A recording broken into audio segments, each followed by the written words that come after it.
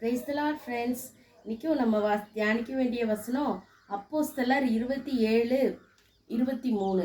ஏனென்றால் என்னை ஆட்கொண்டவரும் நான் சேவிக்கிறவருமான தேவனுடைய தூதனானவன் இந்த ராத்திரியிலே என்னிடத்தில் வந்து நின்று, பவுலே பயப்படாதே, நீ நாயனுக்கு முன்பாக நிற்க வேண்டும். இதோ உன்னுடனே கூட யாத்திரை பண்ணுகிற யாவரையும் தேவன் உனக்கு தயவு பண்ணினார் என்றார்.